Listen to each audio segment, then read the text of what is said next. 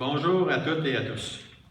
Au nom des membres du conseil d'administration et du personnel de l'AREC, nous vous souhaitons une cordiale bienvenue à ce troisième conseil national du triennat 2014-2017. Vous allez constater, lors de la présentation du bilan de l'an 1 du triennat et les divers lieux de représentation, que l'AREC est bien vivante. Au niveau national, l'AREC s'est fait un devoir, dans la mesure de ses capacités, de participer et d'intervenir dans les dossiers qui interpellent nos membres et les personnes aînées en général. Pour les personnes qui prennent connaissance régulièrement de nos interventions en consultant l'infolette ou notre site web, vous êtes à même de constater l'ampleur du travail effectué par les membres du conseil exécutif et des ressources de l'AREC. Quand nous présentons des mémoires aux différentes instances gouvernementales, nous nous portons à la défense de nos membres et des personnes les plus vulnérables de notre société. Ces interventions requièrent un travail colossal de recherche de la part de nos ressources et une préparation adéquate et minutieuse de vos représentantes et de vos représentants. Le passage en commission parlementaire est un véhicule privilégié pour faire connaître les positions de l'AREC sur des sujets sensibles en rapport avec la défense des droits des personnes aînées.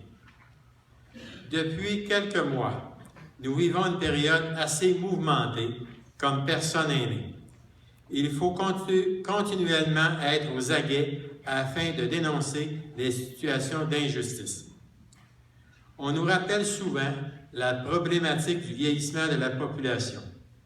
Dernièrement, on nous informait de la statistique où la tranche d'âge des 65 ans et plus dépassait celle des 14 ans et moins, comme si c'était un drame.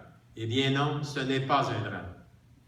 Référons-nous ici à notre enquête CIRA, qui nous démontrait, avec plusieurs études sérieuses à l'appui, que le vieillissement ne correspondait qu'à seulement 1,4 % du coût du système de santé.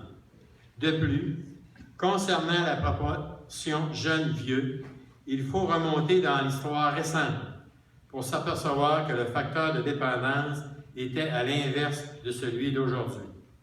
En effet, dans les années 1970-1980, selon l'Institut de statistique du Québec, le rapport de dépendance montre que la proportion de jeunes était beaucoup supérieure à celle des 64 ans et plus. Malgré cette situation, la société s'est adaptée et ne s'est pas effondrée pour autant. C'est encore vrai en 2015, la société s'adapte.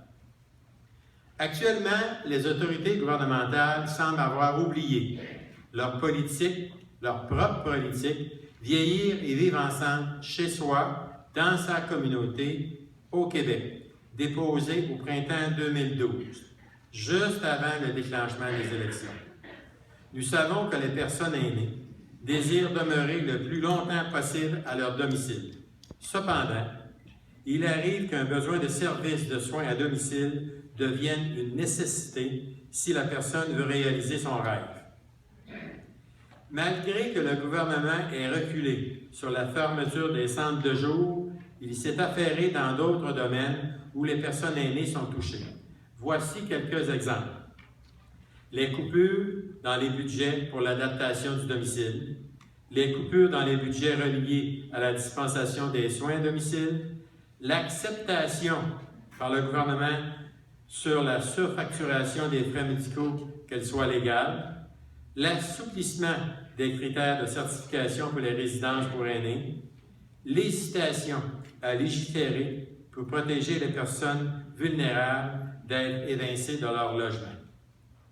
Les coupures de personnel affecté au secteur d'activité des soins à domicile, doublées par l'application de la méthode Lean, où tous les actes sont minutés comme sur une chaîne de montage, annulent les bonnes intentions mentionnées dans leur politique. Prenons le temps de saluer le bon travail des personnels du réseau de la santé et des services sociaux qui, malgré les contraintes, s'efforcent de donner les meilleurs services aux personnes aînées. Espérons que nous ne reviendrons pas au temps où l'épaisseur du porte-monnaie dictait les soins qu'on pouvait recevoir. Ce seraient encore les personnes les plus vénérables de notre société qui en feraient les frais. Comme vous pouvez le constater, les défis et le travail suscités par ceux-ci occupent la REC nationale à temps plein. Dans les limites de ses capacités financières et humaines, la REC, par le travail des personnes élues et bénévoles, ainsi que de son personnel, s'efforce de vous informer le plus adéquatement possible. Il serait prétentieux de notre part d'affirmer que nous pouvons couvrir l'actualité au même titre que les grands conglomérats des médias écrits et parlés. Avec son équipe de bénévoles et de ressources, la REC est fière de réaliser les mandats en lien avec son plan d'action, tout en faisant rayonner le nom de la REC. Dans mon rôle de représentation de l'association à différents niveaux et dans divers lieux, je peux vous affirmer sans hésitation que le nom AREC est de plus en plus connu et reconnu. Depuis les années où nous intervenons, nous pouvons constater toute l'évolution et la progression de la REC. Ces prises de position nuancées en fait une association crédible et sensible au bien-être des personnes aînées. Bon Conseil national et merci.